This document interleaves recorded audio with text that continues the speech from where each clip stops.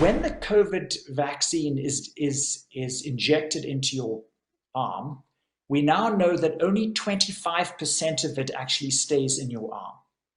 And the other 75% is literally collected by your lymphatic system and fed into your circulation. So these little packages of messenger RNA, and by the way, in a single dose of a Moderna vaccine, there are 40 trillion messenger RNA molecules, 40 trillion that are injected into your arm. So 3/4 of these are taken, connected by the lymphatics. They go into your bloodstream in these little packages that are designed to be absorbed into a cell. But obviously, when something's in your circulation, the only cells that they're going to get absorbed into is the cells around your blood vessels. And the place where absorption happens is in the capillary networks. In other words, these are the tiniest vessels where the blood slows right down. These are tiny, tiny vessels. So these little packages of genes are absorbed into the cells around the blood vessels, that's the vascular endothelium. The packages open, the genes are released, your body then gets to work reading these genes and manufacturing trillions and trillions of COVID spike proteins. Because even though you get 40 trillion genes, each gene can produce many, many COVID spike proteins. So, and the purpose of the spike proteins is that your body recognizes this as a foreign protein and will make antibodies against it so that you're then protected against COVID. That's the idea. But here's where the problem comes.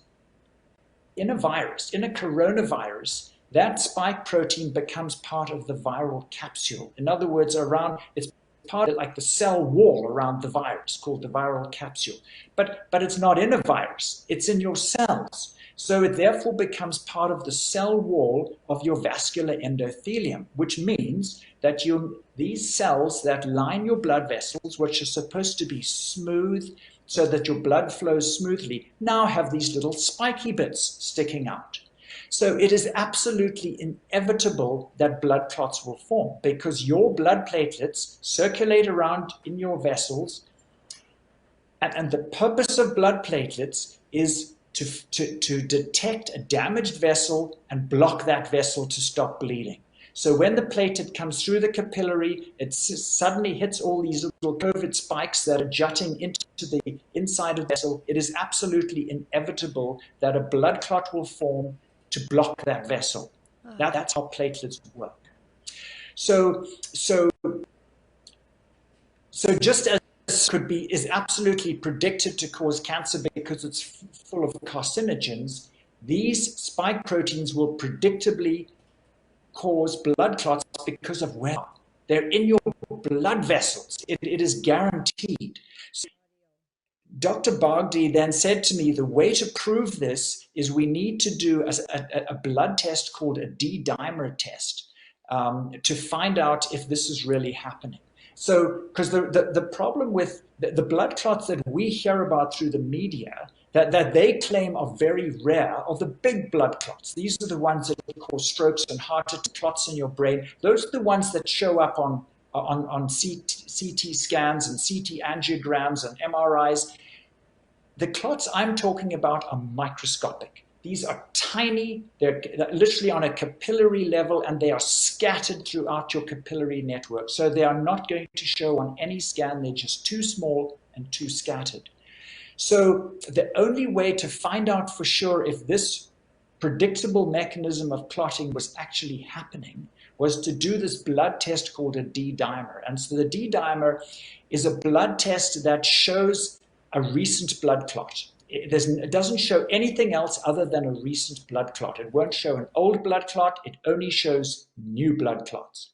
And so I have been now doing that on my patients, finding people who have recently had their COVID shot within the previous 7 days. It needs to be between 4 and 7 days, and doing a blood test on them called a D-dimer.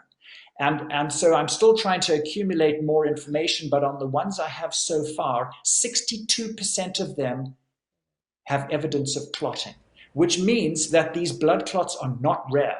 It means that the majority of people are getting blood clots that they have no idea that they're even having. So, Laura Lynn, the most alarming thing about this is that there are some parts of your body, like your heart and your brain and your spinal cord and your lungs, which cannot regenerate. When those tissues are damaged by blocked vessels, they are permanently damaged. So I now have six people in my medical practice with what we call reduced effort tolerance, which means that they just get out of breath much more easily than they used to. I have one fellow that used to walk to my office every week for an arthritis injection, who told me that he could walk 2 miles without any problem, and now after a quarter of a mile he is absolutely out of breath, and it has been like that for 5 months. So on the basis of this D-dimer test, which proves that the majority of people are clotting, these 6 people who now have reduced effort tolerance, literally what's happened to them is they've plugged up thousands of tiny capillaries in their lungs. And the terrifying thing about this is not just that these people are now short of breath and can't do what they used to be able to do, but once you block off a significant number of blood vessels through your lungs, your heart is now pumping against a much greater resistance to try and get the blood through your lungs. And the problem, so that causes a condition called pulmonary artery hypertension. It's literally like blood pressure, high blood pressure in your lungs, because the blood can't get through because so many of the vessels are blocked. And the terrifying thing of this is that people with pulmonary artery hypertension usually die of right-sided heart failure within 3 years. So the huge concern about this mechanism of injury is that these shots are causing permanent damage, and we haven't, and the worst is yet to come, because there's some tissues in your body like intestine and liver and kidneys that can regenerate to quite a good degree, but brain and spinal cord and heart muscle and lungs do not.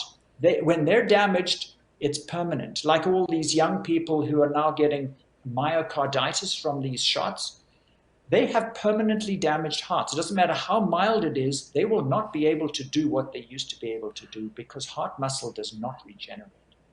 So this is the terrifying concern, and not only is the long-term outlook very grim, but with each successive shot, the damage will add and add and add. It's going to be cumulative, because you're progressively getting more and more damaged capillaries.